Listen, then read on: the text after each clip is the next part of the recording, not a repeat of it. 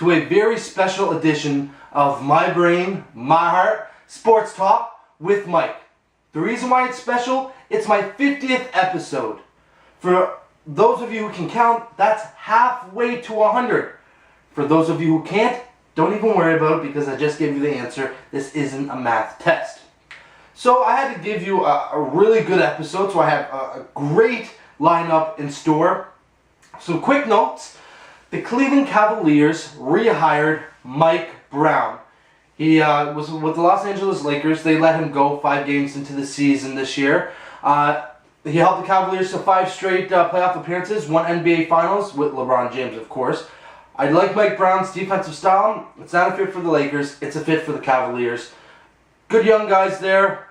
I think they can make the playoffs next season with Mike Brown. And LeBron might go back to Cleveland. He really might go.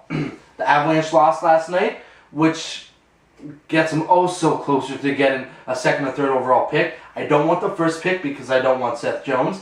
I want Nathan McKinnon or Jonathan Drouin, as you probably already know that. And the Mooseheads won last night, 3-2 in overtime against Rouyn-Noranda, the Huskies. And very lucky to pull out the win, but nonetheless, they pulled the win out. So for today's episode, I feel like I wanted to rip on basically Toronto teams. I can't really rip on the Leafs during the playoffs. I mean, I know I've already mentioned the weaknesses in previous episodes, but they're in the playoffs and they're looking like a strong team. Which leaves me the Toronto Blue Jays and Toronto Raptors. I'm going to kick it off with the Toronto Raptors because, again, they missed the postseason. The Raptors, I actually think they have a great young core talent. But the issue is, it's a young team. Not veteran leadership. There's no presence to help them. I mean, they aren't the Oklahoma City Thunder. I know, they're young. Kevin Durant, Russell Westbrook, Serge Ibaka. But they're in a superstar level, where the Raptors, they don't have those young guys that are superstar level. They have great young guys with a lot of skill, a lot of athleticism, but no one to really get them over the hump. You have Andre Bargnani, who is completely injury plagued. He's constantly getting injured, but I think he's really good when he's 100% healthy. I think, I'm not going to say superstar or elite, but I think he's a good person to have. I think he'd be dominant in the playoffs. I love DeMar DeRozan. I think things that he needs to work on is just basically long 2-point shots, 18-footers. Like he needs to really get control of his whole entire game. Rudy Gay needs to involve his teammates and be smarter with his decisions. Kyle Lowry, he's... when I think of Kyle Lowry, I actually get a bit upset because I think Jose Calderon is a point guard that they needed. Kyle Lowry, he has a lot of talent, a lot of gifts that he can bring to the Raptors. But I think he wants to carry the team, whereas the Raptors as a whole, they don't need anyone to carry them. They just need to work together. I love Amir Johnson. I think he's one of their best players all around. Defensively, offensively, his mind is in the game always. But for the Raptors, it's always going to be they're missing key pieces. A nice point guard that really can contribute by spreading out the floor. Guys that are going to stay healthy. Rudy Gay, he's pretty injury burdened, so that's going to be difficult too. They need a veteran. I think their oldest guy might be like Andre Bargnani. Obviously not, but they need someone, and they need to make a trade for him. Just someone that can bring experience to their team.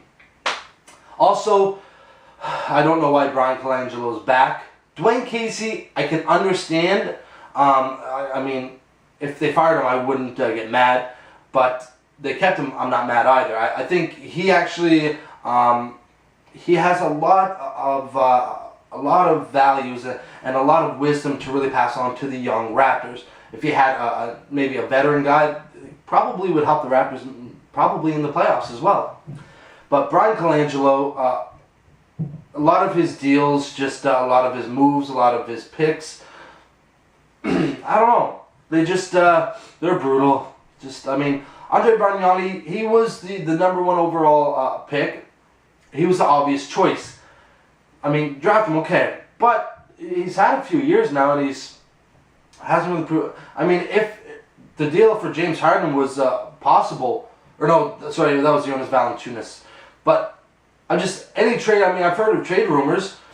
Why wouldn't you go for Paul Gasol? That's that veteran guy that you could have got. So, Colangelo, he reminds me of maybe Greg Sherman of the Colorado Avalanche in the National Hockey League, where he makes deals that are either horrible or ones that he doesn't think are going to turn out to be as good as they turn out to be.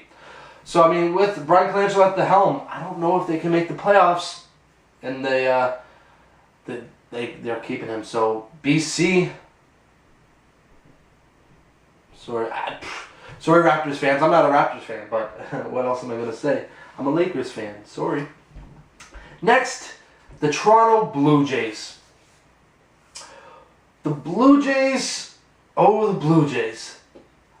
They are the most unluckiest team in the entirety of baseball.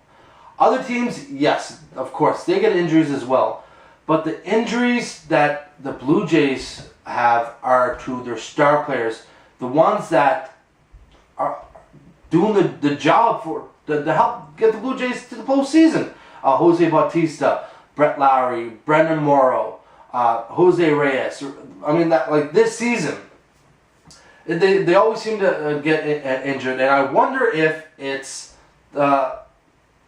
partially faulted on the training staff, the medical staff, if they're not being careful enough, if they're letting them go back too early, or just there's got to be something, because these guys, they don't just re-aggravate injuries, they come up with whole new injuries. So I don't know what happens. Brett Lowry, he's a different type of breed of baseball player. He's Canadian. He plays like a hockey player, so he's not really looking out for his natural health. The Blue Jays, their problem is their rotation, their bullpen, and some key guys that are kind of veterans for this team. Adam Lynn, he's had a couple good years. He had one really good year. I think it was 2009, really good year. But he's not clutch. He's back down to earth, an average player. But they need more than that. Now pitching. I like Mark Buehrle, really guy that's been in the league for a lot of years. Won the World Series. He knows what it takes to win. But bringing him in, he was a bit upset. He was told he wasn't going to get traded, and he did. So I upset, maybe not 100% mentally. Josh Johnson, I feel like he's lost a lot of things. He's a 500 pitcher, 4.0 ERA. I don't think he's anything really to brag about. Their number one pitcher, I believe, is J.A. Happ, the young guy with a lot of talent, a lot of movement, just a lot of potential. Brendan Morrow, he knows how to get some strikeouts, but he's not consistent enough for them. Their number one starter, R.A. Dickey, it's injuries. It's not being used to pitching up here, up north. So that's a change for him, because the difference, there is an actual change from Toronto and New York, and to go from the National League to the American League as knuckleball, I think the American League hitters are stronger hitters as a whole team. National League has one or two or three guys. A lot of the hitters on each team, they got power. So Dickey, he gets hit around. And their bullpen, besides Casey Janssen, Steve Delabar, sometimes Santos, I don't really trust them. I wouldn't, if If I was John Gibbons, who I think he shouldn't be back anyway, but if I was him, anytime I had to call upon the bullpen, even with those guys I mentioned, I'd be nervous. And I mean, any manager's going to get nervous when you have the lead and you're calling on your bullpen. But to be the Blue Jays, that's just taking years off your life. I mean, it's not like they blow a lot of games. It's just that you never know what you're going to get from them. You don't know if it's going to be a great game for them. You don't know if they're going to blow it all up. You have no idea, and that's the hard thing about it. You have no idea. And if I was a Blue Jay fan, I'd want Casey Janssen as their closing pitcher. And but that's just me. Will the Blue Jays make the playoffs this year? I still think they'll be a wild card team. They have a lot of assets, a lot of talent that just needs to stay healthy. If they continue this unlucky streak, then obviously not. There's no way, no possible way the Blue Jays make the playoffs. But the Blue Jays are known for having very fast starts. Not incredible, but they played pretty good for the first 2 months and then slide. Maybe this is just a reversal, because you see that happen quite a bit in hockey, where someone's usually a fast starter and slows it down. Well, Phil Kessel for the Maple Leafs, he was slow for the first month and a half, 2 months, and just kicked it into high gear. So maybe that's what the Blue Jays are going to do. Maybe by the All-Star break, they're second in their division, and they win the wild card. I don't think the Boston Red Sox can continue winning. I just don't think it's possible. Anyway, that's why what I think about the Blue Jays and the Raptors. If you have anything to say about the Toronto Blue Jays, good or bad, or the Toronto Raptors, you can always let me know. Tweet me at sportswithmike. Email me, sportstalkwithmike@hotmail.com.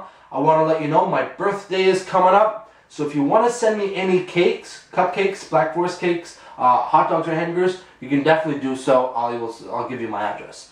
But that's it for today's episode, my 50th episode of My Brain, My Heart, Sports Talk with Mike. You know what tonight is? Game 4 of the Halifax Mooseheads, Rouyn-Noranda Huskies game. Let's go Moose. Mooseheads, charging down the boards and your pants comes loose.